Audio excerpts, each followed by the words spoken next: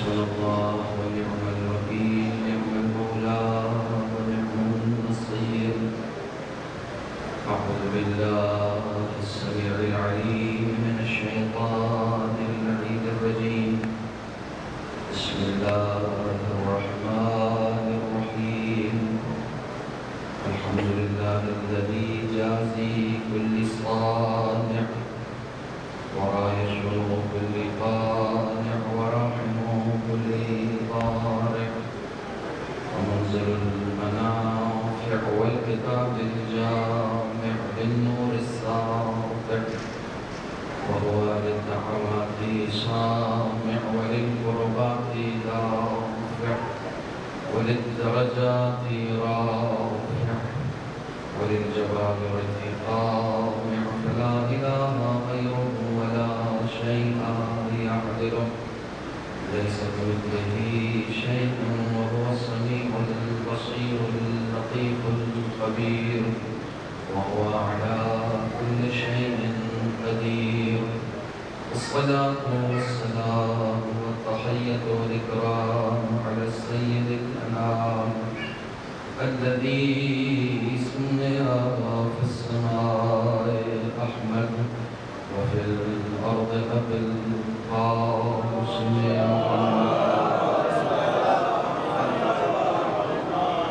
وعلى عباده الطيبين الطاهرين المعصومين المظلومين الذين أذهب الله عنهم الرجس وطهرهم تطهيرا.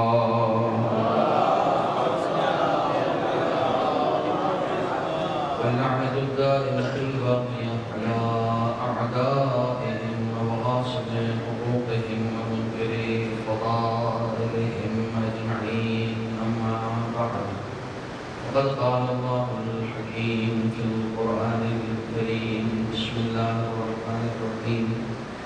يا أيها الذين آمنوا اذكروا الله ذكرا كثيرا. صدق الله العلي العظيم.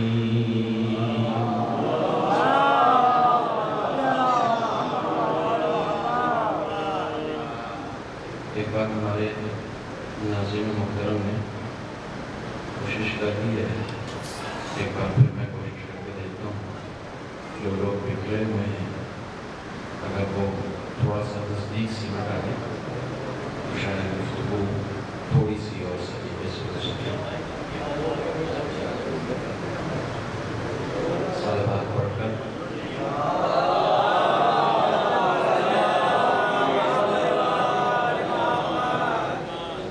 متعدد مرتبہ یہاں حاضر ہو چکا ہوں اور عام طور پر کبھی 40ویں کے حوالے سے یا کبھی اور دوسری قسموں کے حوالے سے ماشاء اللہ سے یہ پورا امام باڑہ فوراً ہو جاتا ہے. لیکن آج والے نوجوانوں نے اس قدر اہتمام کیا اگر شکاری کے حوالے سے مجلس ہے، لیکن شاید لوگ تھکے ہوئے ہیں اس لیے حاضر نہیں ہو سکتے. مجلسوں کی کثرت کی بنیاد کی ایک وجہ ہے. جی انشاءاللہ خدا تعالیٰ اس مجلس کا اہتمام کرنے والوں کی اس کوشش کو قبول فرمائے، شرکت کرنے والوں کی شرکت کو قبول فرمائے.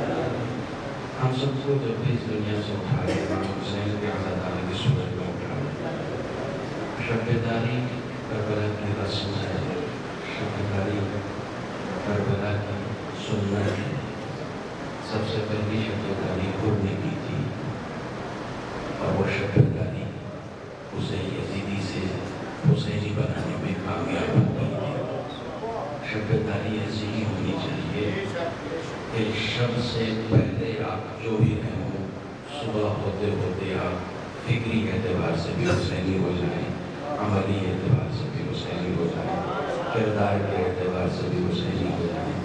جس جہت سے دیکھا جائے اس جہت سے ہم حسینی ہو جائیں. مجلس میں مسلسل ہیں اور مسلسل افراد اس میں شرکت کرنا رہے ہیں. یہ مجلس میں کربلا سے مخصوص ہیں، امام حسین سے مخصوص ہیں.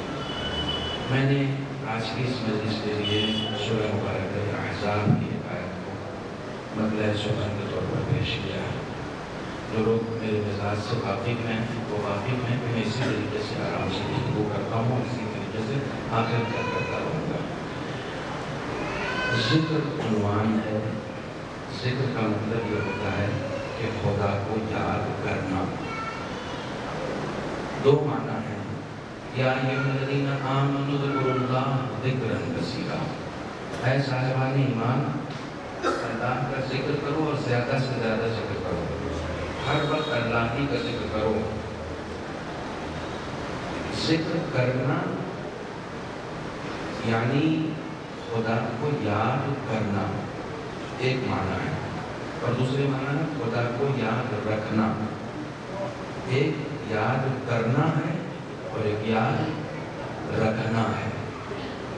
کرنا بھی اچھا ہے، برا نہیں ہے، مگر خدا نے ہم سے جو ڈیمانڈ کی ہے وہ یاد کرنے کی نہیں کی ہے، یاد رکھنے کی ہے۔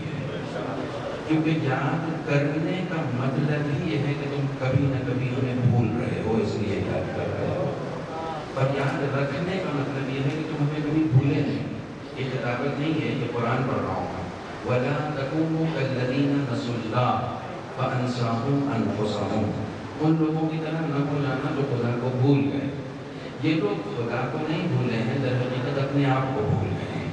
ان کو یہ لگ رہا ہے کہ ہم خدا کو بھول گئے، لیکن یہ خدا کو نہیں بھولے بلکہ اپنے آپ کو بھول گئے۔ اولئک ھم الفاسقون، یہ وہ لوگ ہیں جو فاسق ہیں۔ پوری دنیا میں تم ڈھونڈتے پھرتے ہو فاسق کون لوگ ہیں؟ جو خدا کو بھلا بیٹھے ہیں، وہ فاسق لوگ ہیں۔ پڑھنے والے تجھے یاد کرنے کا مطلب کیا ہوتا ہے؟ دیکھیے، ایک یاد کرنا ہوتا ہے اور ایک یاد رکھنا ہوتا ہے۔ آپ کے مزاج سے بھی میں واقف ہوں اور میرے مزاج سے بھی آپ واقف ہیں۔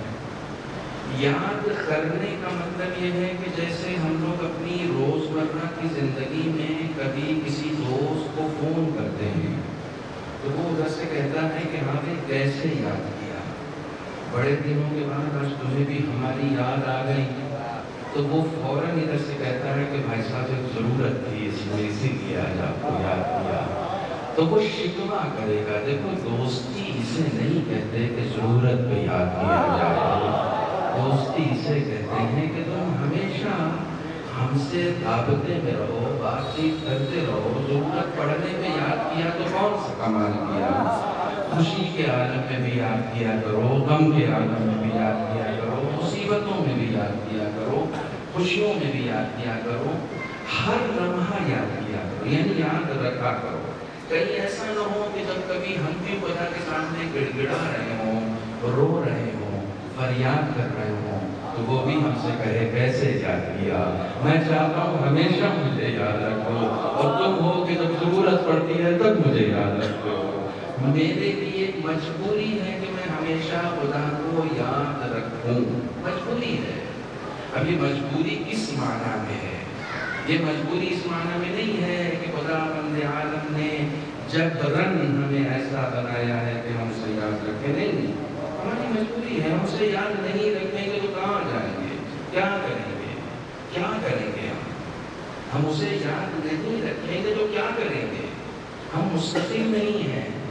یا ایھا الناس انتم الفقراء الی اللہ واللہ هو الغنی الحمید، اے لوگوں تم محتاج محض ہو، تم محتاج محض ہو۔ غنی یہ مطلب صرف خدا کی ذات ہے، وہ ہے جو بے پناہ بے نیاز ہے۔ تم محتاج ہو، ہر چیز کے محتاج ہو۔ آپ آیت الکرسی پڑھتے ہیں، آیت الکرسی سے اچھا کوئی ذکر نہیں ہے۔ معصومین نے حیرت جتائی ہے اس شخص پر جو آیت الکرسی سے غافل ہو۔ جتنے لوگ یہاں بیٹھے ہیں اکثر لوگ آیت الکرسی پڑھتے ہوں گے، آیت الکرسی انہیں یاد ہوگی، حالانکہ آیت الکرسی کو بھی ہم نے سنی وشیوں میں تقسیم کر رکھا ہے، جبکہ آیت الکرسی وہی ہے جو آیت الکرسی ہے، آیات الکرسی نہیں ہے۔ آیت الکرسی کا مطلب ہی یہی ہوتا ہے، آیت سنگولر ہے، واحد ہے، یعنی ایک ہی آیت ہے جو آیت الکرسی ہے۔ امام کا ارشاد موجود ہے استحبابی شکل میں 2 آیتوں کو اس کے بعد پڑھنا چاہیے، لیکن حقیقی آیت الکرسی وہی اللہ لا الہ الا هو الحی القیوم سے هو العلی العظیم تک ہے، وہی آیت الکرسی ہے۔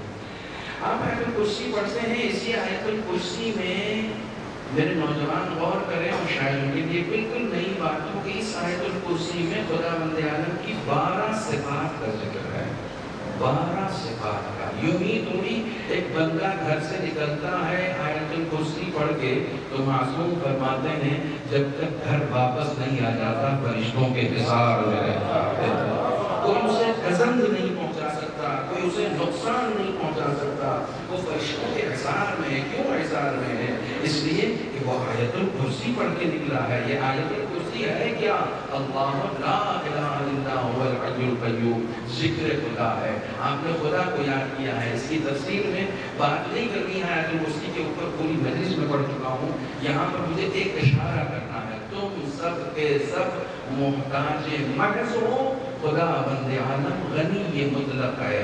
اللہ لا الہ الا ہو, ایک سے کوئی معبود نہیں ہے, کسی کے اندر کشش نہیں ہے, کسی کے اندر جذابیت نہیں ہے, کوئی مجھے موہ نہیں سکتا ہے سوائے خدا کے, سوائے خدا کے. وہ کون خدا ہے؟ الحی. پہلی صفت اس کی یہ ہے کہ وہ حی ہے. تم اپنے آپ کو زندہ سمجھ رہے ہو. وہ کہتا ہے میں حی ہوں. تم اس لیے حی ہو کہ میں نے تمہیں حی بنایا, ورنہ حی میں ہوں. تم زندہ ہو, تم اپنی زندگی پر فخر کر رہے ہو. تم اپنی زندگی پر فخر کر ہی نہیں سکتے کیونکہ تم آج زندہ ہو.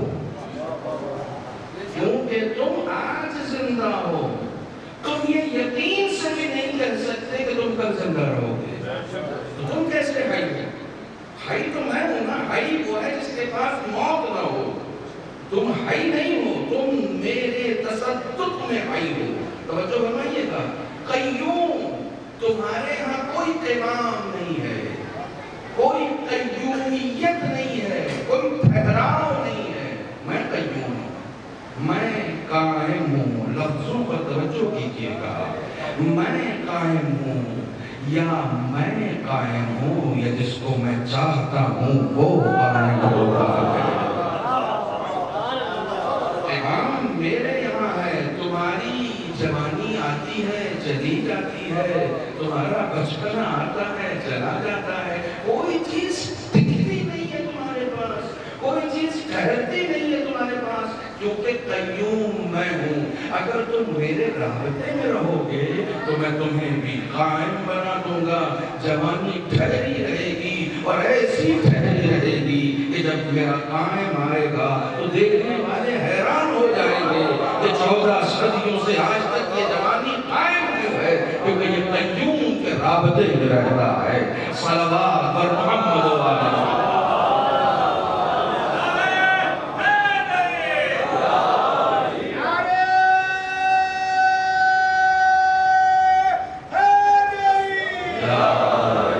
اسی طریقے سے سنتے چلیں. هو الحی القیوم, امام میرے یہاں ہے, حیات میرے یہاں ہے.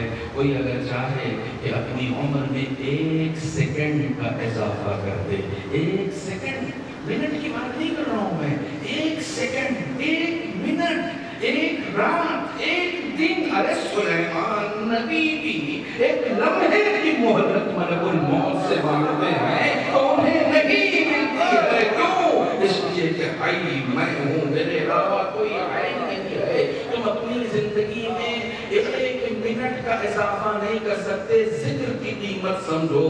تم اپنی زندگی میں 1 لمحے کا اضافہ نہیں کر سکتے. کس چیز میں ناز کر رہے ہو, کس چیز پر فخر کر رہے ہو, کس چیز پر اترا رہے ہو, کس چیز پر غرور کر رہے ہو. دیکھو ہمارے یہاں اکثر روایتیں آدھی سنائی جاتی ہیں. میں چاہتا ہوں روایت آج پوری سناؤں. ایک روایت تم نے سنی ہے نا کہ جب فرعون ڈوب رہا تھا تو اس نے موسیٰ کو آواز دی ہے, موسیٰ مجھے بچا دو. تو موسیٰ نے نہیں بچایا. تو خدا نے کیا کہا ہے, موسیٰ فرعون جب ڈوب رہا تھا تو تم نے اسے کیوں نہیں بچایا؟ اگر وہ مجھے بلاتا تو میں اسے بچاتا. یہاں تک سنا ہے نا, روایت تو یہیں تک پڑھی گئی نا. خدا بند عالم نے جناب موسیٰ سے کہا ہے, موسیٰ اتنی بار تمہیں فرعون نے پکارا تاکہ اس کی زندگی میں تھوڑا سا اضافہ ہو جائے, تم نے اس کی آواز پر لبیک کیوں نہیں کہا, اس کی حفاظت کیوں نہیں کی, اسے بچایا کیوں نہیں؟ اگر وہ مجھے پکارتا بچا تھا. آپ نے روایت نہ تک سنی ہے مگر روایت اس کے آگے ہے. جناب موسیٰ نے کہا کہ معبود وہ جب بھی مجھے پکار رہا تھا وہ مجھے میرے واسطے سے پکار رہا تھا.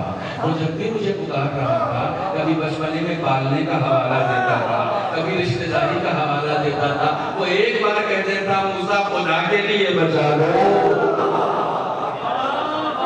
بچا دیتا کوئی میری وجہ سے اگر بچنا چاہ رہا ہے تو نہیں ہو سکتا, لیکن جب تجھ سے رابطہ کر لیتا ہے تو میں اس کو بچانے کے لیے تیار ہوں.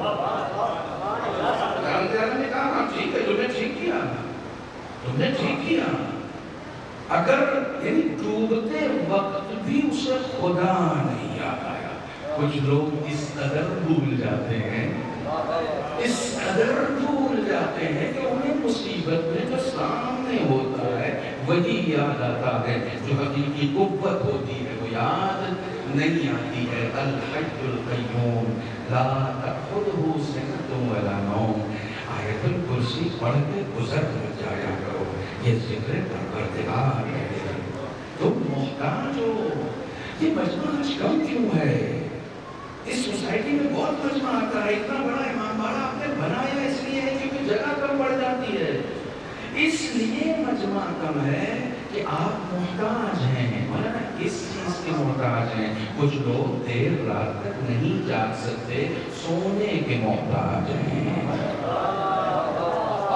سونے کے محتاج ہیں. ایسی طریقے سے سنیے جس طریقے سے سن رہے ہیں. میں کوئی توقع نہیں رکھتا ہوں کبھی بھی.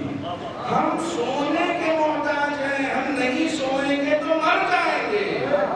ہم بے نیاز تھوڑی ہیں کہ جاگے رہیں. ہمیں جب جیل میں ڈال دیا جاتا ہے تو سزا کے طور پر یہ کہا جاتا ہے کہ سونا نہیں. کسی کو اگر جگانا ہے اور دیر تک جگانا ہے تو یہ اس کی سزا ہوتی ہے. کیوں؟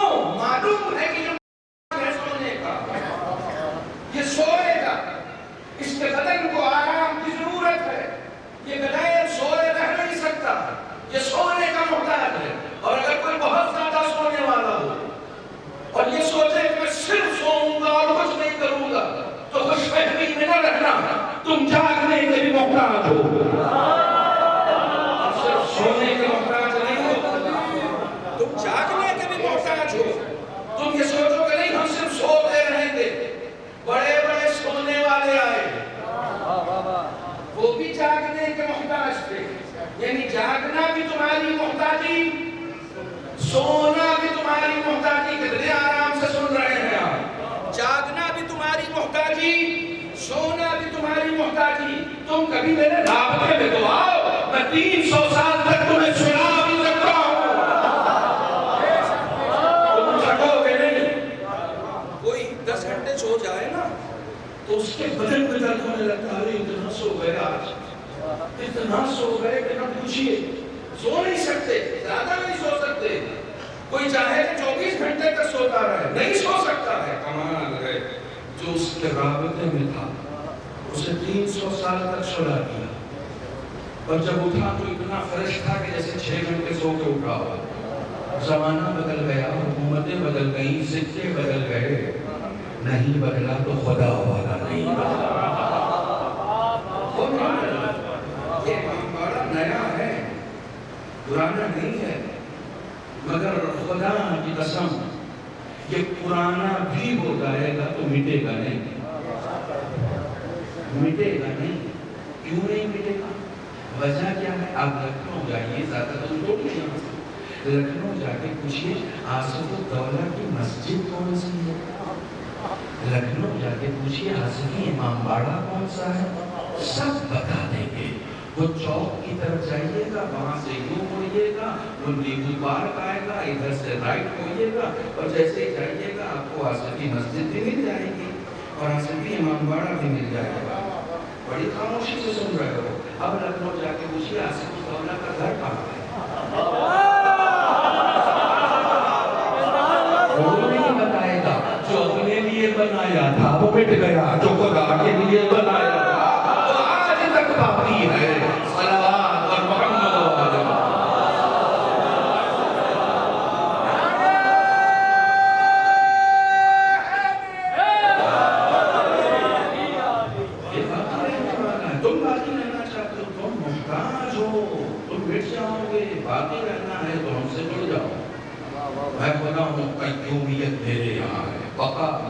یہاں ہے، تمام میرے یہاں ہے۔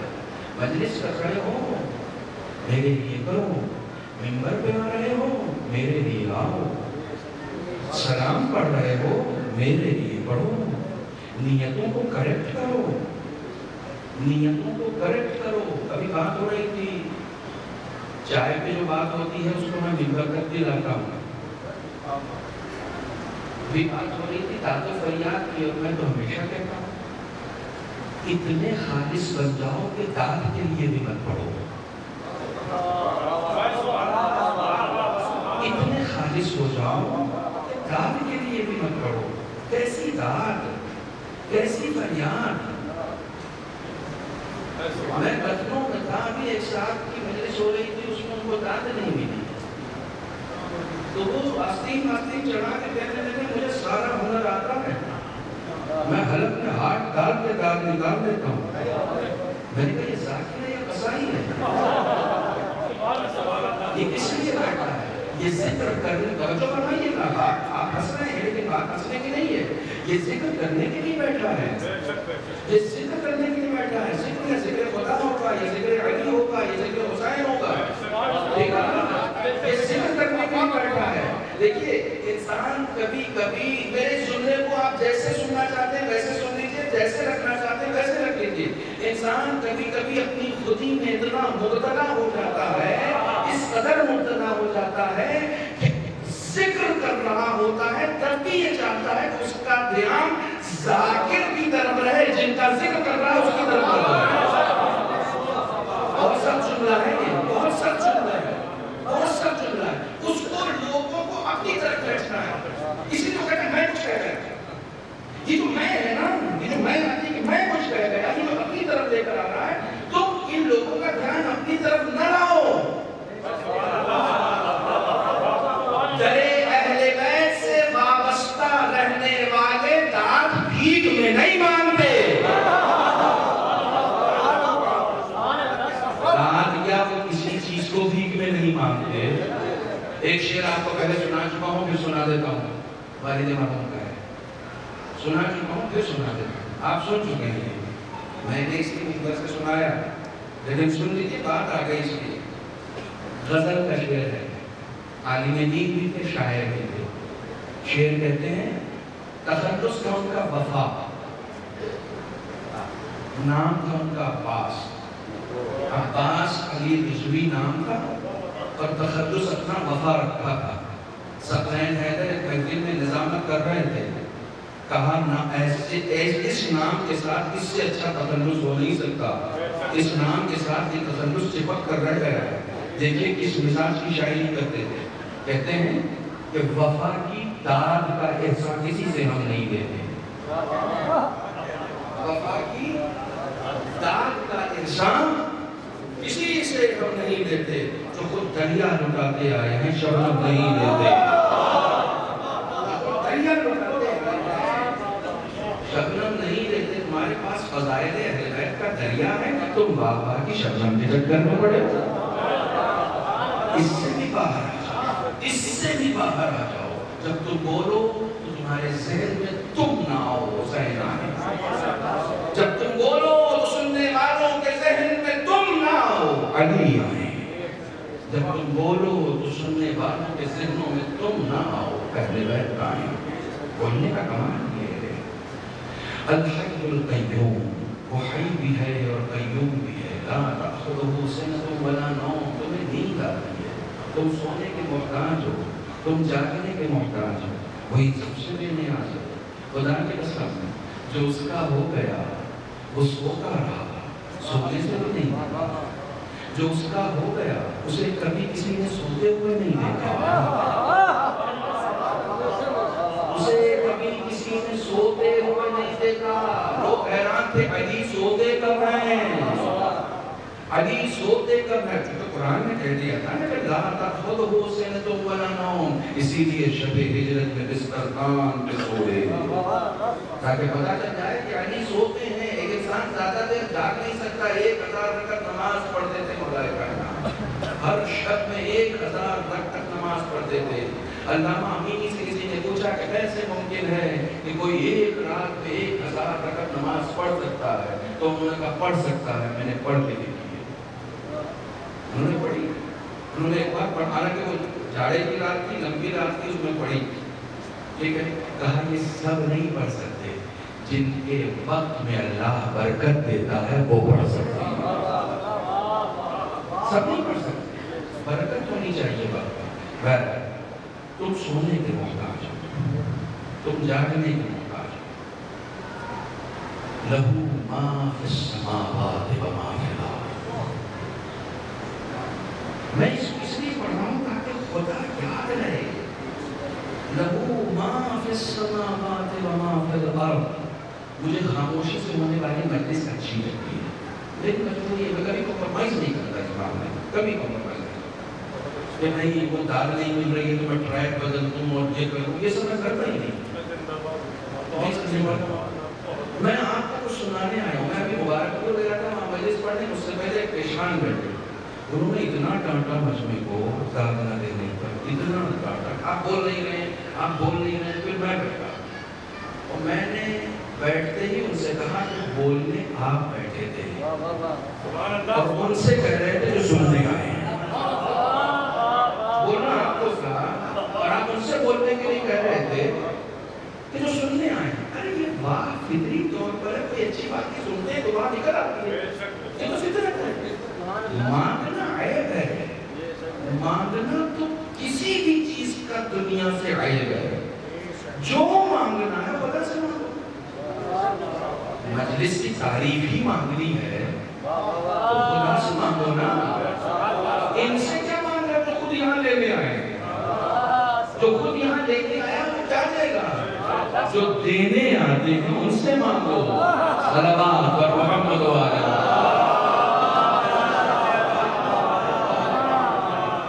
لہو ما فی السماوات و ما فی الارض۔ دیکھیے آج کے بعد سے جب آپ آیت الکرسی پڑھیں گے نا تو یہ سب چیزیں ذہن میں ہونی چاہیے۔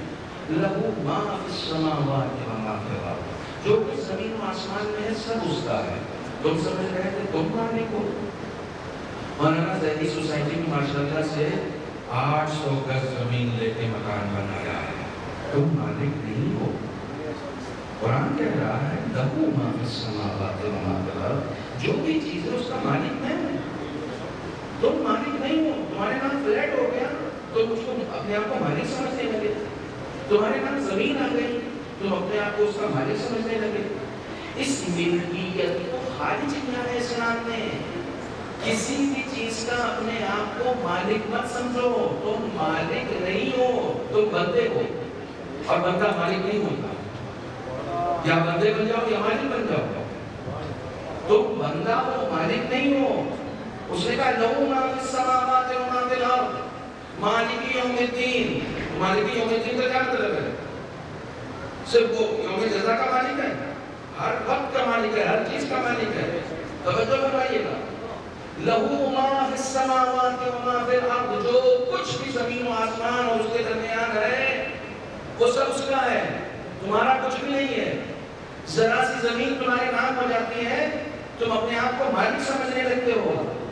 خدا کی قسم اگر تم مالک ہوتے تو زمین کے پیپر تمہارے ساتھ قبر تک جاتے۔ تم مالک نہیں ہو، جیسے ہی تم قبر میں جاتے ہو اس زمین کے پیپر پہ کوئی اور مالک ہو جاتا ہے۔ اب مالکانہ ٹرانسفر ہو گیا۔ کیوں ٹرانسفر ہو گیا؟ مالک وہ ہے، کبھی تم کو دے دیتا ہے، کبھی اس کو دے دیتا ہے۔ تم زبردستی کا خوش ہو رہے ہو یہاں صاحب میں مالک ہوں، نہیں ہوں مالک تم۔ چھٹے امام جعفر صادق علیہ السلام آپ سے پوچھا کہ مولا مومن کی علامت کیا ہے؟ فرمایا مومن کی علامت میں سب سے پہلی علامت یہ ہے کہ وہ اپنی کسی بھی چیز کو اپنا نہ سمجھے۔ یہ باتیں ممبر سے عام طور سے نہیں بیان نہیں کرتی، میں کوشش کرتا ہوں کہ بیان کروں۔ اپنی کسی بھی چیز کو اپنا نہ سمجھے، تمہاری نہیں ہے، تمہاری نہیں ہے۔ جو لوگ مجلسوں میں، مسجدوں میں، امام باڑوں میں چندہ دینے سے کتراتے ہیں ان کو لگتا ہے میرا ہے، جبکہ جس کا ہے اسی کے لیے مانگا جا رہا ہے۔ جب وہ اپنا نہیں سمجھیں گے نا تو دینے میں کترائیں گے نہیں، یہ تو انہی کا ہے نا، تو دینے میں کیا جاتا ہے؟ وہاں دو گے تو حساب نہیں دینا پڑے گا، یہاں خرچ کرو گے تو حساب دینا پڑے گا۔ حساب تو دینا پڑے گا، تمہارا تھوڑی ہے۔ توجہ فرمائیے گا، تم مال کی بات کر رہے ہو، زمین کی بات کر رہے ہو، یہ حیات کے مالک تم نہیں ہو۔ جس حیات کو تم جی رہے ہو، میرے نوجوانوں میرے ساتھ رہو، جس حیات کو تم جی رہے ہو اس کے تم مالک نہیں ہو۔ ایک جملہ کہوں گا، آخری فرد تک بات پہنچ جائے گی۔ اگر تم اس حیات کے مالک ہوتے نا تو خودکشی حلال ہوتی، حرام نہیں ہوتی۔ خودکشی کے حرام ہونے کا مطلب یہ کہ تم مالک نہیں ہو، مالک کوئی اور ہے جس نے حرام کر رکھا ہے۔ خبردار تم یہ نہ سمجھنا کہ تم موت کو گلے لگا لو کہ نہیں، حیات کا مالک بھی میں ہوں، موت کا مالک بھی میں ہوں، دونوں چیزوں کا مالک میں ہوں۔ تم سمجھ رہے ہو تم جب چاہو کہ موت کو گلے لگا لو گے، یہ بھی نہیں ہو سکتا۔ اگر تم موت، اب اس جملے کی قدر کیجئے گا، اگر تم موت کے مالک ہوتے تو تمہاری خودکشیاں ناکام نہ ہوتی۔ یہ خودکشیاں ناکام ہونا اس بات کی علامت ہے کہ موت کا مالک کوئی اور ہے، جب چاہتا ہے دیتا ہے، جب نہیں چاہتا ہے نہیں دیتا ہے۔ انسان خودکشی کرنے کے بعد بھی نہیں مر رہا، کیوں نہیں مر رہا؟ کیونکہ مالک وہ نہیں ہے، مالک کوئی اور ہے۔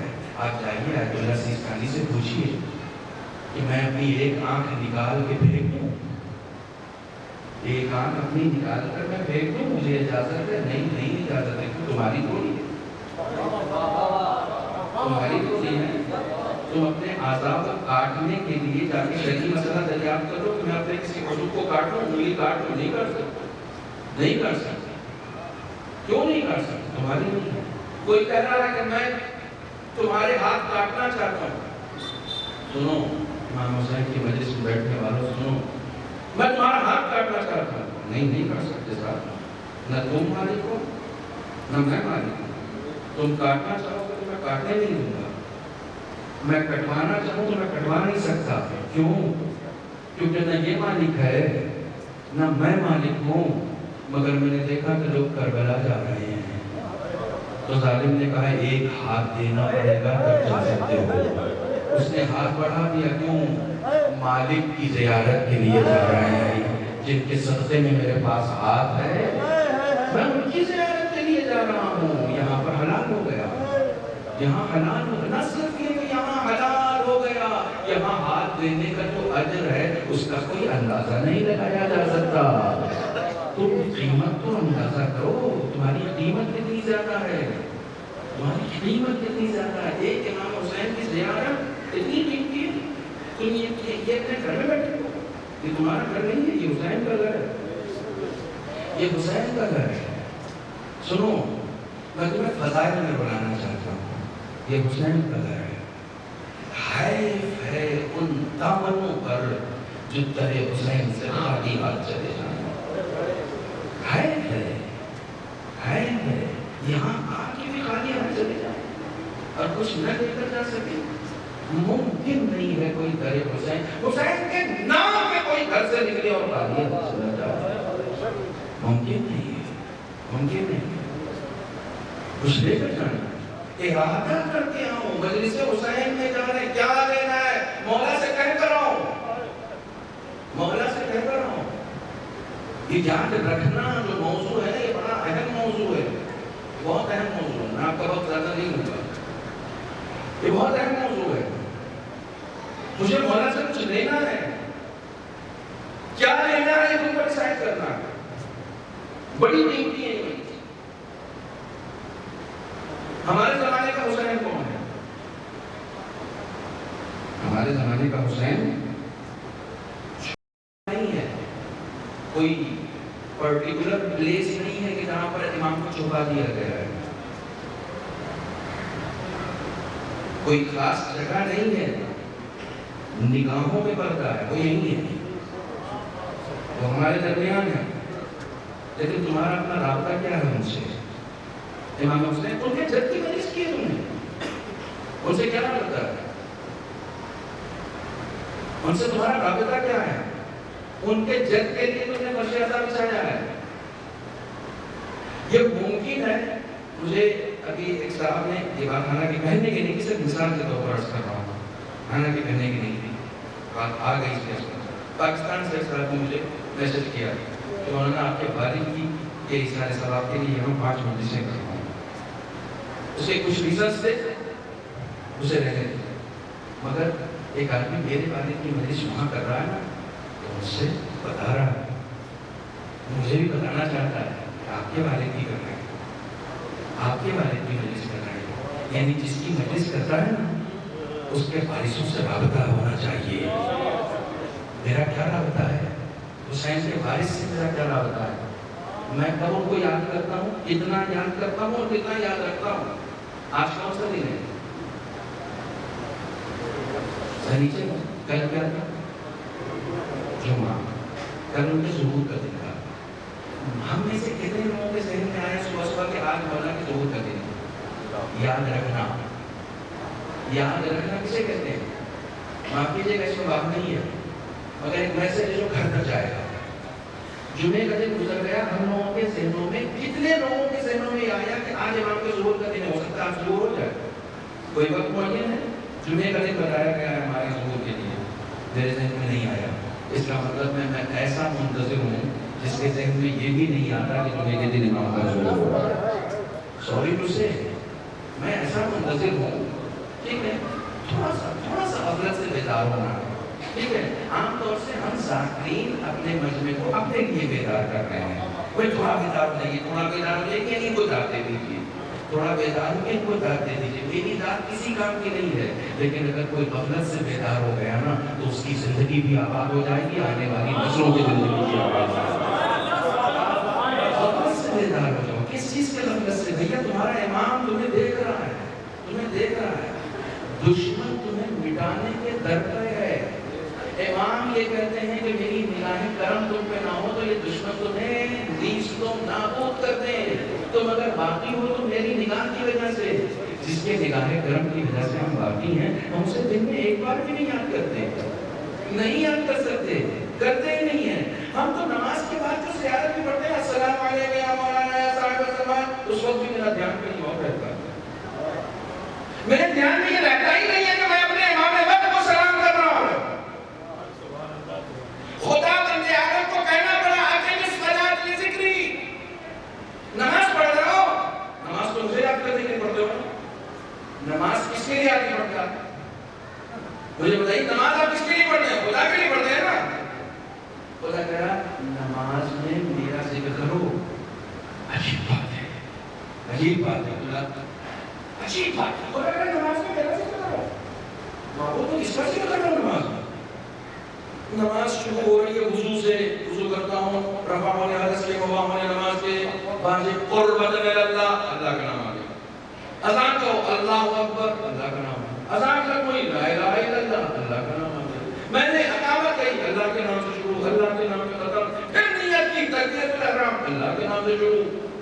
نماز میں نے شروع کر دی بسم اللہ الرحمن الرحیم، پھر اللہ کا نام، الحمدللہ، پھر اللہ کا نام، الرحمن، پھر اللہ کا نام، الرحیم، پھر اللہ کا نام، مالک یوم الدین. ہر جگہ تو تیرا ذکر ہے، پھر کیوں کہہ رہا ہے کہ میرے ذکر کے لیے نماز قائم کرو؟ کم سے کم نماز میں تو میں رہوں. یعنی خدا بند عالم کو شکوہ ہے کہ تم عام زندگی میں تو مجھے یاد رکھتے ہیں، نماز میں نہیں بھول جاتے ہو. میں تو نماز میں نہیں بھولتا، میں تو نماز میں تیرا ذکر کرتا ہوں. خدا نے کیوں کہا کہ نماز میں تو میری بات کرو؟ اس کا مطلب یہ ہے کہ میری زبان پر تو اللہ رہتا ہے، دل میرا کہیں اور رہتا ہے. اللہ اکبر. تھوڑا سا ساؤنڈ کم کیجیے، اس کا ایکو بند کیجیے. اللہ اکبر. بسم اللہ الرحمن الرحیم، الحمدللہ رب العالمین. اس سے جا کے آپ پیسہ بھی دینا ہے. الرحمن الرحیم. پتہ نہیں بائک کی چابی کہاں رکھ دی. ایاک نعبد و ایاک نستعین. زبان پر ذکر ہے، دل میں کچھ اور ہے. میری توجہ کہیں اور ہے، میری توجہ کہیں اور ہے. نماز میں تو خدا کے سامنے ہو ہی نہیں. میں خدا کو یاد ہی نہیں کر رہا ہوں نماز میں، جب کہ میں نماز پڑھ رہا ہوں. خدا کو شکوہ ہے. عام وقت میں تو یاد نہیں کرتے، نماز میں بھی تم بولے ہو. میرا ایکسپیریمنٹ ہے یہ ایکسپیریمنٹ کر چکا ہوں میں، یہ میرے تجربے کی بات ہے. میری بچی چھوٹی سی تھی، اسکول سے آئی، پہلے دن اس نے کوئی قصہ سنانا چاہا مجھے اسکول کا.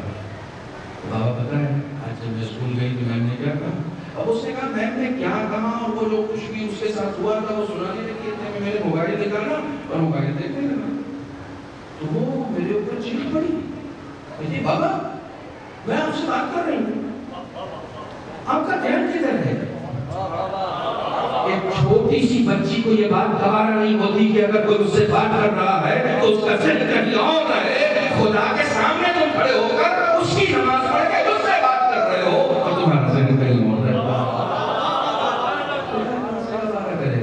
خدا کہاں سے گوارا کرے گا؟ بچوں محفوظ رکھو، خدا کی طرف بڑھنے والے تیرے سامنے آ گیا ہوں، میں آ گیا ہوں، اب تجھ سے بات کر رہا ہوں، اب میں تجھ سے بات کر رہا ہوں، میں تجھ سے بات کر رہا ہوں. مولانا دیکھیے آپ پڑھ تو رہے ہیں، اچھی بات ہے، ابھی میں اس کو پورا خمسہ پڑھ کے آیا ہوں، اب ایک ہم سے کوئی مجلس میں تو نچوڑا نہیں جا سکتا، کوشش کر رہا ہوں. آپ کہہ رہے ہیں اچھی بات ہے لیکن ذہن بھٹک جاتا ہے آدمی کا، کیا کریں ہم نماز میں کھڑے ہوتے ہیں تو دنیا بھر کے خیالات آنے لگتے ہیں. پتہ ہے رسول خدا نے کیا فرمایا؟ رسول فرماتے ہیں کہ جس انسان کو، میں خلاصہ بتا رہا ہوں حدیث کا، جس انسان کو نماز میں متعدد قسم کے خیالات آنے لگتے ہیں، اس کی وجہ یہ ہے کہ اس کے دل میں دنیا کی بے پناہ آرزویں ہیں. بے پناہ لا متناہی سلسلہ ہے آرزوؤں کا جو ختم نہیں ہوتا، جو ختم نہیں ہوتا. تو اس کے دل میں اچھا ابھی یہ بھی کرنا ہے، ابھی وہ بھی کرنا. کمال ہے. میں نے ایک مثال دی تھی، دوسری مرتبہ یہ مثال ممبر پہ دے رہا ہوں، تو وہاں پر گریٹر نوئیڈا میں یہ مثال اچانک آئی تھی. ہم نے کہا جب ہم لوگ نماز پڑھتے ہیں تو خود بھی اویئر نہیں رہتے. مسجد میں آتے ہیں تو مسجد میں چونکہ پوسٹر لگا ہوا ہے please switch off your mobile یا پلیز سائلنٹ یور موبائل، تو وہ دیکھ کے تو ہم موبائل کو سائلنٹ کر دیتے ہیں. یہاں لکھا ہوا ہے نماز سب کی خراب ہو جائے گی تو موبائل کو سائلنٹ کر دو. جب تم خدا کے لیے نماز پڑھنے کے لیے کھڑے ہوئے ہو تو صرف مسجد میں موبائل سوئچ آف کیوں کر رہے ہو؟ گھر میں بھی جب خدا کے لیے کھڑے ہو نا تو اس وقت بھی اپنے موبائل کو سائلنٹ کر دو تاکہ صرف خدا سے بات کر سکو. کہیں پر بھی تمہاری توجہ کہیں پر بھی تمہاری توجہ نہیں ہے. ایک قدم تم اپنی طرف سے بڑھاؤ، ایک قدم تم اپنی طرف سے بڑھاؤ اور کہو محبوب میرے بس کا جو ہے وہ میں کر رہا ہوں، وہ میں کر رہا ہوں. یہ سب باتیں صرف آپ سے اس لیے کہی جا رہی کیونکہ آپ کو صحیح نہیں ہے. کسی اور سے نہیں کہی جاتی ہیں باتیں، کسی اور کے یہاں ہو بھی نہیں سکتی. جنہوں نے دین لیا ہی جاہلوں سے ہے، ان کے یہاں یہ باتیں تھوڑی سنائی جائیں گی، ان کے یہاں یہ باتیں نہیں سنائی جائیں گی. خدا کہتا ہے میرے ذکر کے لیے نماز قائم کرو، نماز میں کم سے کم میرا ذکر کرو، مجھے یاد رکھو. عام وقت میں تو چھوڑ دو، نماز جس وقت تم خدا کا ذکر کر رہے ہو تو اس وقت مجھے یاد رکھو. صرف میری بات کرو، میرے علاوہ کسی کی بات نہیں کرو. ایران میں بہت سارے بزرگان گزرے ہیں، جو لوگ تھک گئے ہیں وہ صلوات پڑھیں.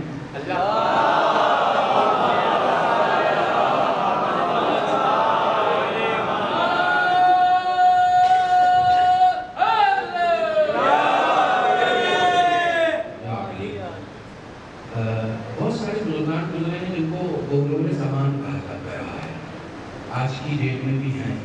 ایک تو آیت اللہ بولوگی تھے، ان کا نام ہی بولوگ تھا، بڑی بزرگ شخصیت ہے، کہیں کوئی گھر نہیں کام تھا. آیت اللہ خامنئی سے کبھی بھی ملنے چلے جایا کرتے تھے. جب آیت اللہ خامنئی کو معلوم ہوتا تھا کہ آیت اللہ بولوگ آئے ہیں تو وہ خود اتر کے دروازہ کھولنے آتے تھے. اتنی بڑی شخصیت، اتنی بڑی شخصیت. اس طرح کے بہت سارے لوگ ایران میں گزرے ہیں. ایک ساتھ مسجد میں گئے نماز پڑھنے کے لیے. سنو صرف تمہارے ذہن کو قریب کرنے کے لیے یہ واقعہ سنا. نماز پڑھنے کے لیے ایک ساتھ گئے مسجد میں. عارف تھے، عارف کامل تھے. عارف اسے کہتے ہیں جسے صرف دیوار کے اس طرف نظر نہ آئے، دیوار کے اس طرف بھی نظر آ جائے. عارف اسے کہتے ہیں جو صرف اس سر کی آنکھ سے نہ دیکھتا ہو بلکہ بصیرت کی آنکھ سے بھی دیکھتا ہو، اسے عارف کہا جاتا. عارف تھے، مسجد میں نماز پڑھنے کے لیے گئے. سچا واقعہ ہے، افسانہ نہیں ہے.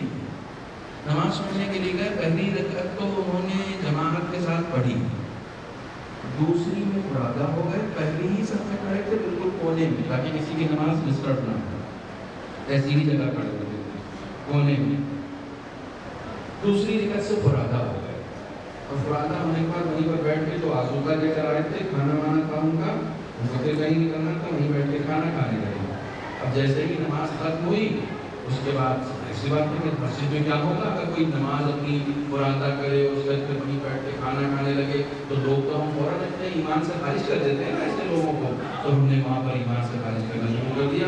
تمہیں تمیز نہیں ہے، تم مسجد میں آئے ہو، تمہیں نماز کا اصول نہیں معلوم، آداب نہیں معلوم، یہ ساری جتنی بھی ان کو کہہ سکتے تھے تب وہ کرتے رہے، جھگڑا ہوتا رہا، آوازیں آتی رہی۔ تو انہوں نے کہا بھیا دیکھو میرا معاملہ تم لوگوں کے ساتھ نہیں، میرا معاملہ امام جماعت کے ساتھ ہے۔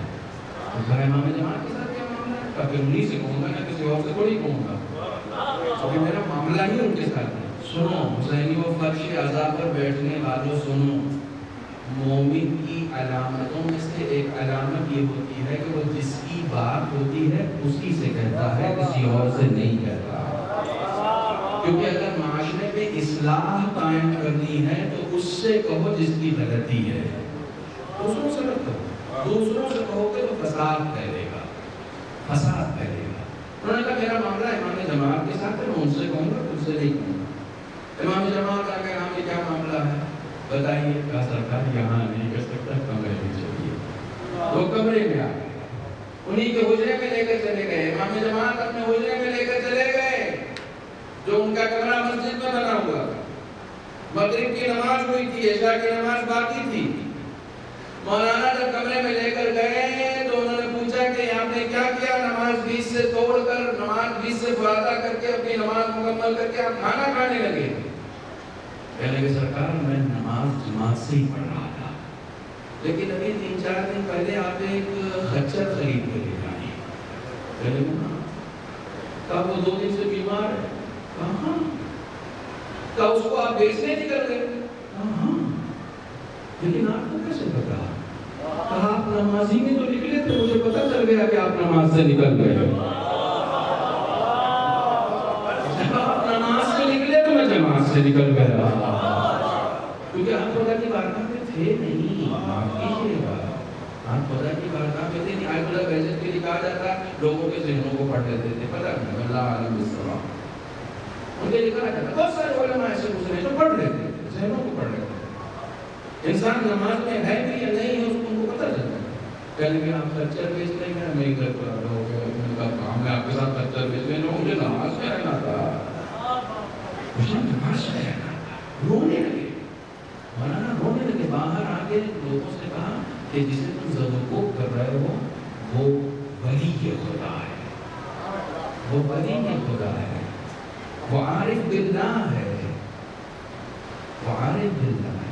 ہم لوگوں کا حال یہی ہے، ہم لوگوں کا حال یہی ہے، اس غفلت سے باہر آنا، اور اس غفلت سے باہر آنے کا واحد راستہ یہ ہے نوجوانوں، میں اپنی زندگی میں ایک اصول بنائے ہوا ہوں، اور میری زندگی کا اصول یہ ہے، اس کو میں ہر ممبر سے بول رہا ہوں کہ میں اپنی ہر مجلس کو زندگی کی آخری مجلس سمجھ کے پڑھتا ہوں۔ آج کے بعد مجھے موقع ملنے والا نہیں ہے۔ صرف واحد راستہ اویئر رہنے کا، بیدار رہنے کا یہ ہے کہ اپنے امام زمانہ سے رابطے میں آ جاؤ۔ مولانا کیسے رابطے میں آ سکتے ہیں؟ دن میں ایک بار ان کی کوئی زیارت تو توجہ کے ساتھ پڑھو، کوئی ایک زیارت، زیارت عالیہ یاسین، استغاثہ امام زمانہ، تو ہر جگہ چھپی ہوئی ہے، چھوٹی سی بات ہے، کچھ نہیں پڑھ سکتے، اللہم کل ولی کا پوری توجہ کے ساتھ پڑھو، توجہ کے ساتھ۔ وہ مسجد میں جو ہوتی ہے نا، اس میں زیادہ زور یہ ہوتا ہے کہ زور سے پڑھو نا، بہت دھیرے سے پڑھو، مگر وہ بھی اتنی زور سے ہو کہ امام زمانہ سن جائیں۔ اس کے لیے توجہ چاہیے ہوتی ہے، اس کے لیے فوکس چاہیے ہوتا ہے، ٹھیک ہے، اس کے لیے فوکس چاہیے۔ رابطے کرو، رابطے کرو۔ میرا امام بہت مظلوم ہے، بہت مظلوم ہے، جو لوگ منتظر ہیں وہ بھی منتظر نہیں ہیں، معاف کیجیے، جو منتظر ہیں وہ بھی منتظر نہیں ہیں۔ اگر آپ منتظر ہیں کسی کے تو آپ کے ذہن میں ہر وقت اسی کا خیال ہونا چاہیے جس کا انتظار ہو رہا ہے، ہر وقت کوئی خیال ہی نہیں آنا چاہیے۔ میں کسی کے انتظار میں ہوں. میں گجرات گیا تھا مجلس پڑھنے کے لیے. سچا بات ہے سنا رہا ہوں, اپنا ایکسپیرینس سنا رہا ہوں. مجلس پڑھنے گیا, احمد آباد ایئرپورٹ ڈرائیور آیا, ڈرائیور لے کر گیا. ڈرائیور ہے شیعہ تھا. اس کو ایک جگہ بتا دی گئی تھی کہ مولانا یہاں ٹھہریں گے, وہ لے کر چلا گیا. جب وہاں گیا ہوں تو جہاں مجھے ٹھہرنا تھا وہاں تالا لگا ہوا تھا. میں اشرح اولیٰ پڑھنے گیا ہوں, وہاں تالا لگا ہوا تھا. ڈرائیور فون کر رہا ہے, تقریباً 15 منٹ کے بعد کوئی آیا. اس نے دروازہ کھولا, میں گیا. تو میں نے ذہن میں سوچا کہ مجھے ان لوگوں نے بلایا بھی, پھر بھی مجھے انتظار کرنا پڑا. ان لوگوں نے مجھے بلایا تھا, اس کے باوجود مجھے انتظار کرنا پڑا, جبکہ یہ دعویٰ یہ کر رہے تھے ٹکٹ کرانے کے بعد ہر چیز سے دن پہنچ جاتا تھا. حضور آپ آ رہے ہیں نا, یہاں ہم تیار ہیں, آپ آ رہے ہیں نا, آپ آ رہے ہیں, بار بار کنفرم کر دیتے تھے. ہاں بھائی ٹکٹ ہو گیا, میں آ رہا ہوں. یعنی یہ لوگ ہماتن گوش میرے منتظر تھے, یوں کہہ لیا گیا, ہماتن منتظر تھے میرے. لیکن اس کے باوجود مجھے انتظار کرنا پڑا. اس کا مطلب یہ ہے کہ یہ صرف کہہ رہے تھے کہ ہم منتظر ہیں, حقیقی معنوں میں یہ منتظر نہیں تھے. انتظار اس کو کرنا پڑا جس کا کوئی انتظار نہ کر رہا ہو. جس کا کوئی انتظار کر رہا ہوتا ہے اس کو انتظار نہیں کرنا پڑتا. کاش یہ بات اسی طریقے سے پہنچ گئی ہو جس طریقے سے میں پہنچانا چاہ رہا ہوں. جس کا کوئی انتظار کرتا ہے حقیقی معنوں میں اگر وہ منتظر ہوگا, تو جس کا انتظار کیا جا رہا ہے اس کو انتظار نہیں کرنا پڑے گا, اس کو انتظار نہیں کرنا پڑے گا. میرا امام آنے والا ہے, کوئی وقت معین نہیں کر سکتا ہے, کوئی وقت معین نہیں کر سکتا, لیکن اویئر ہونا پڑے گا. اصفہان کے ایک عارف تھے, ایک صاحب حج پہ جا رہے تھے, تو ان سے ملنے کے لیے گئے. کہنے لگے کہ میں جا رہا ہوں خانہ کعبہ کی زیارت کے لیے, میں نے سنا کہ ہر سال حج پہ امام آتے ہیں, تو کوئی ایسا عمل بتائیے کہ امام زمانہ سے ملاقات ہو جائے. کوئی ایسا عمل ہو. انہوں نے کہا گارنٹی ملاقات ہو جائے گی, ایک عمل کر دو, جیسے میں بتا رہا ہوں ویسے کر دو. انہوں نے عمل کر دیا, عمل کر دیا, عمل کر کے وہ گئے, حج پہ گئے, واپس آ گئے. واپس آنے کے بعد پھر اس بزرگ کے پاس گئے, اور جانے کے بعد کہنے لگے کہ میری ملاقات تو ہوئی نہیں. انہوں نے کہا کہ ہوئی تھی. کہا میں گیا تھا یا آپ گئے تھے؟ حج پہ میں گیا تھا, مگر وہ نہیں ہوئی ملاقات. میں نے عمل بھی کیا اور جیسے آپ نے بتایا تھا ویسے ہی کیا تھا, لیکن ملاقات نہیں ہوئی. انہوں نے کہا ہوئی تھی. کہا کیسے کہہ سکتے ہیں آپ کو ہوئی تھی؟ کہاں ہوئی تھی, میں جگہ بھی بتا دیتا ہوں کہاں ہوئی تھی. کہاں؟ کہا تو ساری زیارتیں کر کے بقی کے دروازے پر پیر پھیلا کے بیٹھے تھے. کہاں؟ کہا ایک عرب آیا اور اس نے تمہارے پیر پہ پیر مار کے کہا کہ پیر سمیٹ کر بیٹھو, یہاں کئی معصومین دفن ہیں. کہاں یہ واقعہ ہوا؟ کہا وہی امام تھے. کہا وہی امام تھے. امام کی زیارت, امام کو دیکھنے کی کوشش مت کرو, معرفت پیدا کرو, تاکہ جب دیکھو تو پہچان سکو کہ یہی امام ہے. جب تم معرفت پیدا کر لو گے نا تو دیکھ کے پہچان جاؤ گے. امام تمہارے درمیان ہے, امام تمہارے درمیان ہے. اتنی معرفت پیدا کر لو. نوجوانوں معاف کرنا, واہ والی مجلس 360 سن لینا, 360 مجلس سن لینا, اور ایک پیج امام زمانہ کی معرفت کے لیے اگر نہیں پڑھا تم نے, تو تم نے امام کے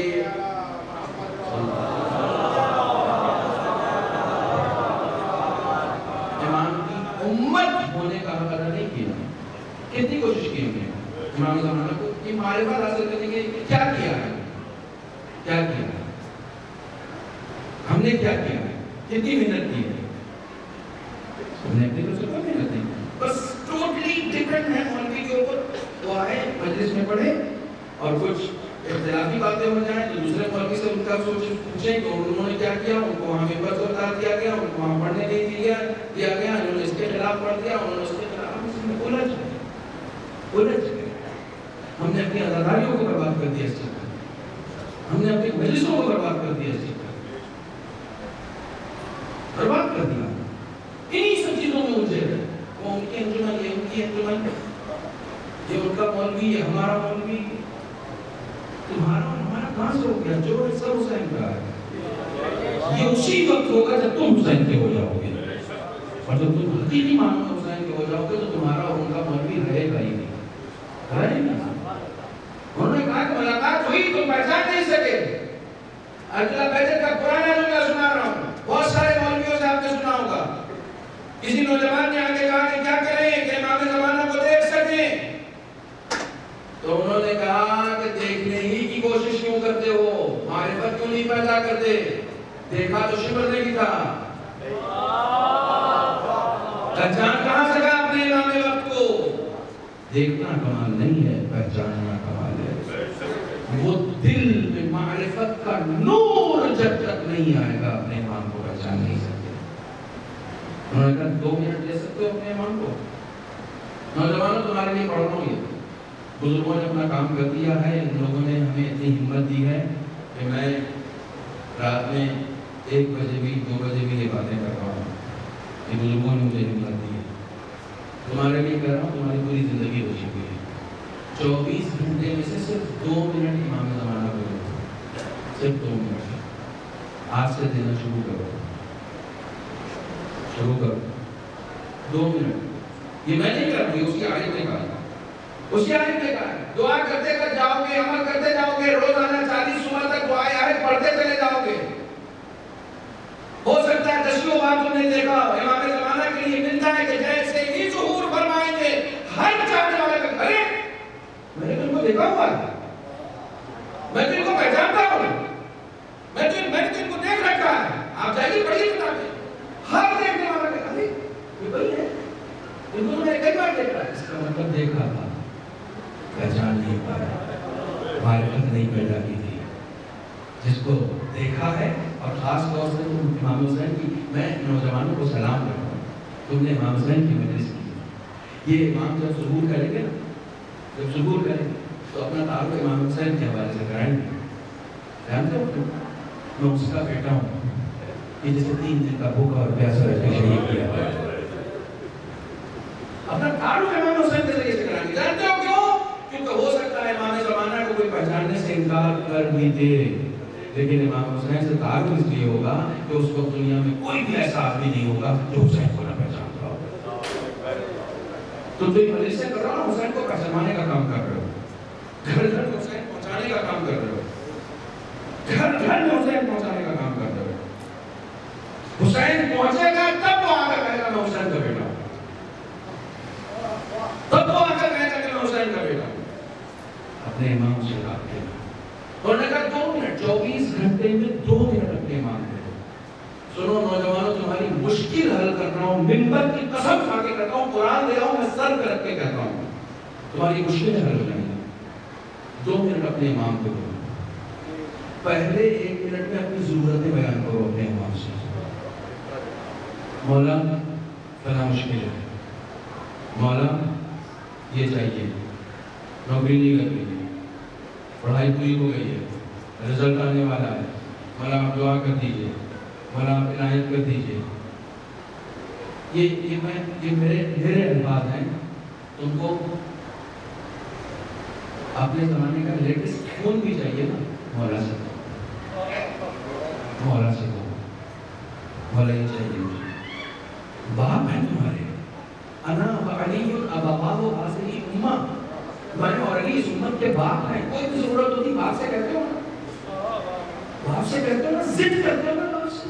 ضد کرو اپنے باپ سے، ضد کرو، ضد کرو، بیٹھو ان سے بات کرو. یہ میں نے خود اسلام کے کمانڈر حسن نصر اللہ سے بھی سنا، جو تقریر میں کہہ رہے تھے کہ میرے نوجوانوں اپنے امام سے رابطے کرو، اپنے امام سے بات کرو، بات کرو. جب تم غائبانے میں روزانہ بات کرو گے تو وہ اتنے کریم ہیں کہ اپنی غیبت کا پردہ خود تمہارے چہرے سے اٹھا دیں گے. وہ اتنے کریم، تم بات کرو ان سے. اپنی ضرورت بیان کرو، 1 منٹ میں اپنی ضرورت بیان کرو. اور اس عارف کا قول نقل کر رہا ہوں، کہتے ہیں دوسرے منٹ میں جھوٹ بولو. حیران ہو گیا. کہتے ہیں 1 منٹ میں اپنی ضرورت بیان کرو اور دوسرے منٹ میں جھوٹ بولو. امام سے کیا جھوٹ بولنا ہے وہ بھی بتایا. امام سے جھوٹ بولو کہ مولا آپ کو بہت چاہتا ہوں، مولا آپ سے بہت محبت کرتا ہوں، مولا میں اپنی جان قربان کر سکتا ہوں آپ پر، مولا میرے بچے قربان ہو جائیں آپ پر. یہ حقیقت شاید ہم کو لگ رہا ہے کیا ہے. اس عالم نے بتایا کہ نہیں یہ جھوٹ ہی ہے. اگر اتنا ہی پیار کر رہے ہوتے تو جس سے پیار ہوتا ہے نا انسان اس کے علاوہ کسی سے بات ہی نہیں کرتا. جس سے پیار ہوتا ہے اس کے علاوہ کسی سے بات ہی نہیں کرتا. یہ کہتے کہتے وہ بزرگ رونے لگے کہ امام سے جھوٹ بولو کہ میں آپ سے بہت پیار کرتا ہوں، میرے ماں باپ آپ کو قربان ہو جائے، میرے بچے آپ کو قربان ہو جائے، میری جان آپ کو قربان ہو جائے، جھوٹ بولو. اس کے ایسے رونے لگے اور روتے روتے کہتے ہیں پتہ ہے میں کیوں رو رہا ہوں؟ اس لیے بول رہا ہوں کہ میرا امام اتنا مظلوم ہے کہ کوئی جھوٹ کے لیے ان سے کہنے کے لیے تیار نہیں ہے، کوئی جھوٹ کے لیے ان سے کہنے کے لیے تیار نہیں ہے. ایران کے مشہور خطیب ہیں، وہ کہتے ہیں مجھے ڈر ہے کہ کہیں امام زمانہ امام حسین سے زیادہ مظلوم نہ ہو جائے. مجھے ڈر ہے کہ کہیں امام زمانہ امام حسین سے زیادہ مظلوم نہ ہو جائے. اور اس کے بعد دلیل دیتے ہیں، جانتے ہو کیوں؟ کیونکہ امام حسین کے پاس کم سے کم 70-72 ساتھی تھے. کون ہے؟ میں نے حبیب بنایا خود کو، میں نے مسلم بنایا خود کو، میں نے شبیر شاکری بنایا خود کو، میں نے عمار بنایا خود کو، میں نے سلمان کے راہ پہ چلنے کی کوشش کی. میں کس خیال میں ہوں؟ میں کس خوش فہمی میں مبتلا ہوں؟ میں مجلس سے تبرک لے کر گھر جاتا ہوں تو میں سمجھتا ہوں بہترین کامیاب مجلس ہو گئی، مولا نے قبول کر لی. اب مولا نے قبول کی ہو نہ کی ہو تو بات کی بات ہے، میں گھر جا کے کرتا ہوں بہت زبردست مجلس رہی، بہت زبردست کامیاب مجلس رہی. کامیاب رہی؟ کس نے سرٹیفکیٹ دیا تم کو؟ کس نے سرٹیفکیٹ دیا کہ مجلس کامیاب رہی؟ تم نے بھیڑ کے اعتبار سے طے کیا، تم نے مجمع کے اعتبار سے طے کیا، تم نے نعرے کے اعتبار سے طے کیا، تم نے ذاکر کی خوش بیانی کے اعتبار سے طے کیا. مجلس کی کامیابی ان بنیادوں پر نہیں طے ہوتی ہے، قبولیت کی بنیاد پر طے ہوتی ہے. جیسے نماز، تم نماز پڑھ کے آگے کرتے ہو بڑی کامیاب نماز پڑھی آپ کہتے ہو؟ نہیں کہتے. کیوں؟ پتہ نہیں ہے ابھی پتہ نہیں، رزلٹ نہیں آیا ہے، رزلٹ قبر میں آئے گا، رزلٹ برزخ میں آئے گا، رزلٹ محشر میں آئے گا. قربت اللہ مجلس کرو، قربت اللہ مجلس پڑھو. نامدار عباس قربت اللہ مجلس پڑھو، قربت اللہ. اتنا مظلوم ہے میرا امام، اسے یاد کرو، یاد رکھو.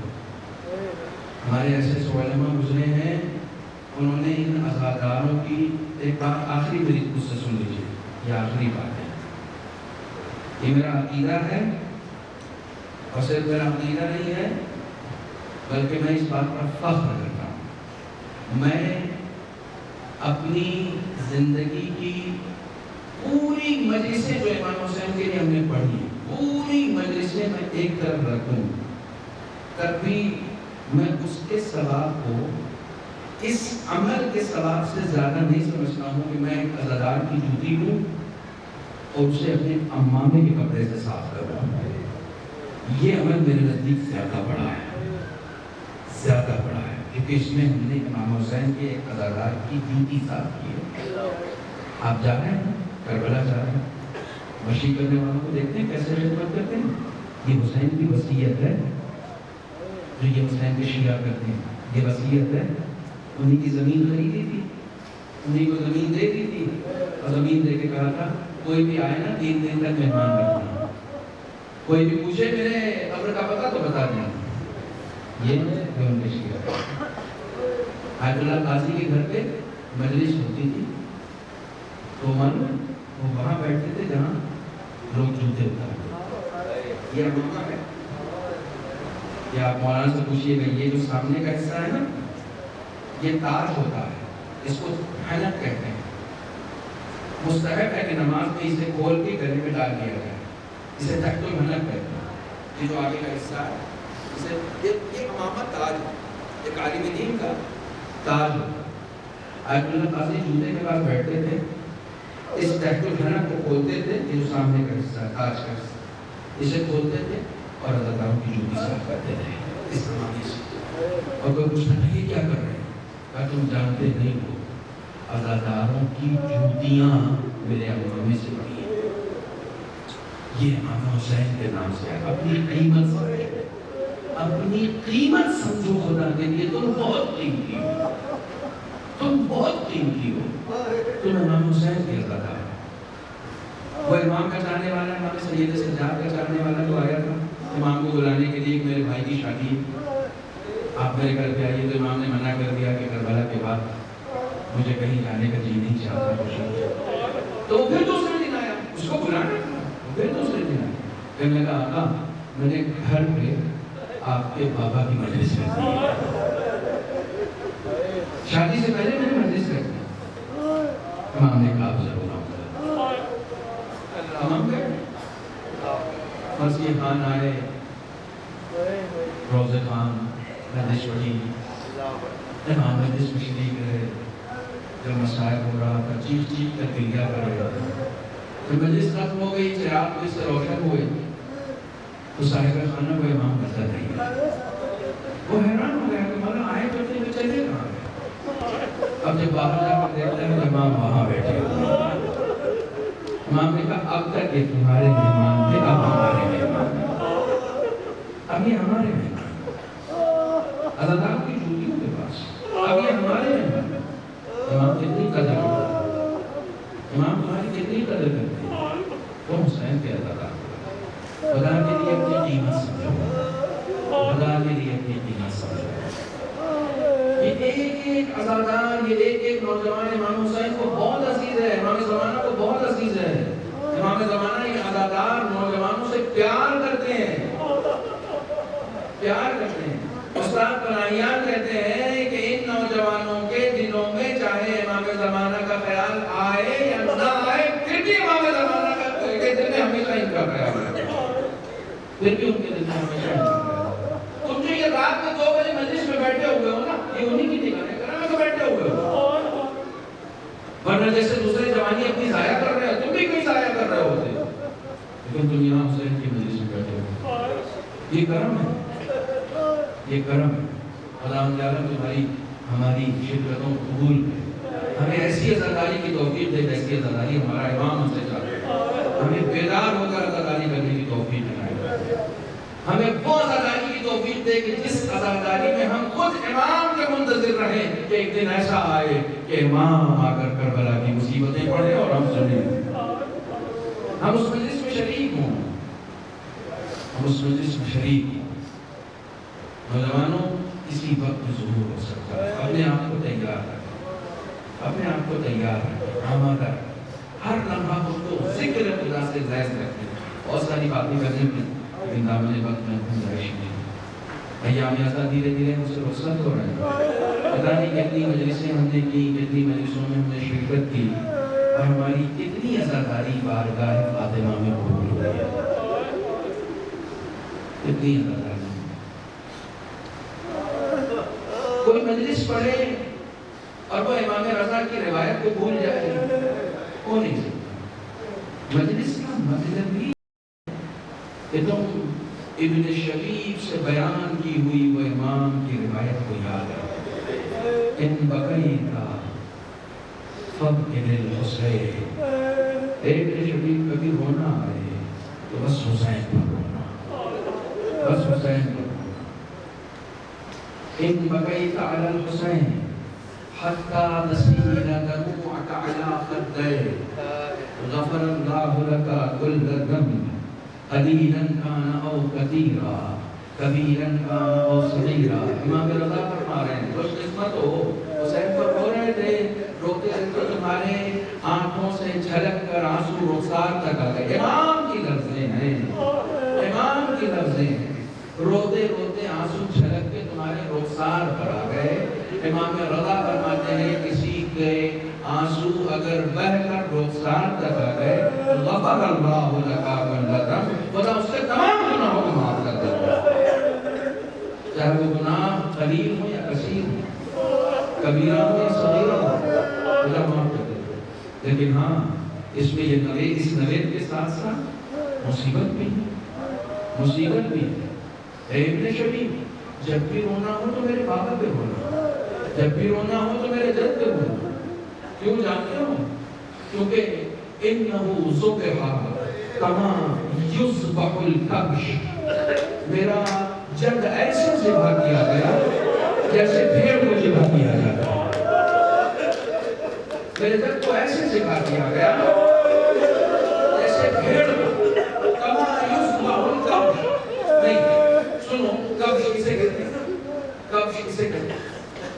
عرب میں دو دستور ہے، عرب میں دو دستور ہے۔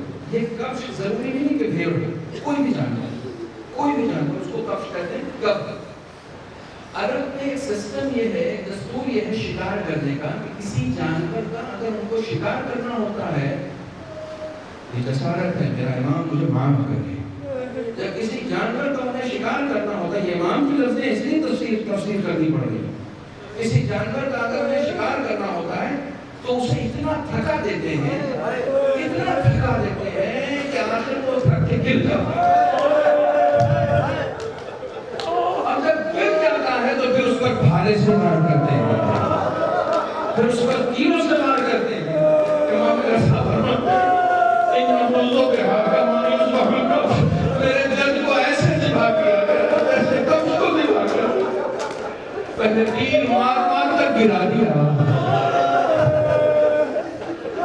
اور جب میرا جد گودیے قتلگاہ میں گر گیا، سنو کلیجے کو تھام دیکھ کے بات سنو۔ امام حسن کا ایک بیٹا ہے عبداللہ ابن حسن، شاید 6 مہینے یا 7 مہینے کا تھا جب امام حسن اس دنیا سے رخصت ہوئے، 10.5 یا 11 سال کا ہے کربلا میں۔ جب امام حسین گودی قتلگاہ میں گر گئے تو آ کے اپنی پھوپھی کا دامن پکڑ کے پوچھتا ہے، پھوپھی اماں وہاں بھالے کیوں نظر آ رہے ہیں؟ پھوپھی اماں اس گودی قتلگاہ میں بھالے کیوں نظر آ رہے ہیں؟ تو پتہ ہے جناب زینب نے کیا کہا؟ جناب زینب کہتی ہے یہ ظالم تمہارے چچا کے جسم میں سوراخ کر رہا ہے، تمہارے چچا کے جسم میں بھالوں سے سوراخ کر رہا ہے، اس سے کہاں ہے؟ دوڑا ہوا گیا اور یہ کہتا ہوا گیا میں حسن کا بیٹا ہوں، میرے ہوتے ہوئے تم میرے چچا کو نہیں ذبح کر سکتے، میرے ہوتے ہوئے تم میرے چچا کو نہیں مار سکتے۔ گیا، جیسے ہی گیا ایک ملعون امام حسین پر تلوار سے وار کر رہا تھا، اس نے اپنے دونوں ہاتھ پکڑے، تاریخ کہتی ہے اس کے ہاتھ کٹ کے جلد سے لٹک گئے۔ دو ہی لوگوں کے ہاتھ کٹے ہیں، یا عباس کے کٹے ہیں یا حسن کے اسلام کے کٹے ہیں۔ شیخ مفید نے، طبری نے، دونوں نے لکھا ہے، آپ حیران ہو جائیں گے، یہ پہلا شہید ہے عبداللہ ابن حسن، پہلا شہید ہے جسے امام حسین کے سینے پر ذبح کیا گیا۔ ایک نے گودی کی لفظ لکھی ہے کہ امام حسین کی گودی میں ذبح کیا۔ اللہ اکبر، اس چچا کے دل کا کیا حال ہوگا کہ جس کے سینے پر اس کا بھتیجا ذبح کیا گیا، جس کی گودی میں اس کا بھتیجا ذبح کیا گیا۔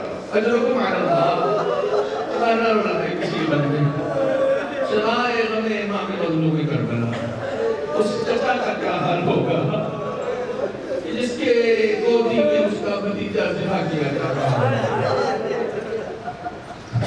حسین قتل کر دیے گئے، ایک دو منتصر قصہ سن لو پھر شبیہ برآمد کر لینا۔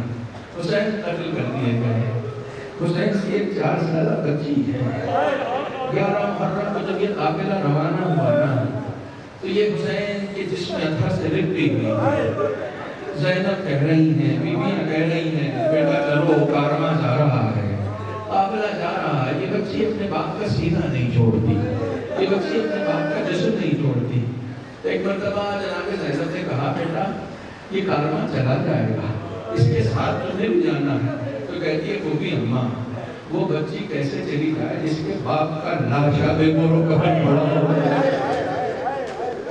تو بچی اپنے باپ کا چھوڑ کر کیسے چلی جائے کہ جس کے باپ کا لاشا بے مور و کفن پڑا ہوا؟ ارے جناب سکینہ کہتی ہے کہ میرے رسول کے صحابی ابو ذر کی موت بھی بیابان میں آئی تھی، اور جب ان کی موت آئی تھی تو ان کے پاس بھی ان کی بیٹی کے علاوہ کوئی اور نہ تھا، نہ زوجہ تھی نہ بیٹا تھا۔ آپ کو پتا ہے وہ بیٹی اپنے باپ کی لاشیں کو لے کر چوراہے پر بیٹھ گئی تھی، ہر آنے جانے والے سے فریاد کر رہی تھی، کوئی میرے بابا کو کفن دے دو، کوئی میرے بابا کو دفن کر دو۔ ارے لوگ رسول کا صحابی سمجھ کر اسے کفن بھی دیتے ہیں، دفن بھی کرتے ہیں۔ جناب زینب پوچھتی ہے تمہارا کیا ارادہ ہے؟ کہا وہ بھی اماں جب رسول کے صحابی کو کفن مل سکتا ہے تو میں بھی اپنے بابا کے لاشے کو لے کر کربلا کے چوراہے پر بیٹھ جاؤں، ہر آنے جانے والے سے فریاد کروں گی، یہ تو رسول کا نوازا ہے، اسے تو کفن دے دو۔